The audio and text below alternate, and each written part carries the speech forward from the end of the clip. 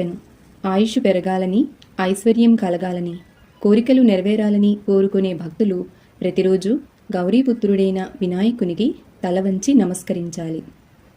మొదట వంకర తిరిగిన తొండం కలవాడుగా, 2 ఒకే దంతం కలవాడుగా, 3 నల్లని ఎరుపెక్కిన కళ్ళు కలవాడుగా, 4 ఏనుగు ముఖం కలవాడుగా వినాయకుణ్ణి స్మరించాలి. 5 పెద్ద ఉదరం కలవాడుగాను, 6 శత్రువుల పట్ల క్రూరంగా ప్రవర్తించేవాడుగా, 7 ఆటంకాలను తొలగించేవానిగా, 8 పొగవంటి తెల్లని శరీరకాంతి కలవాడుగా విఘ్నేశ్వరుని స్మరించాలి.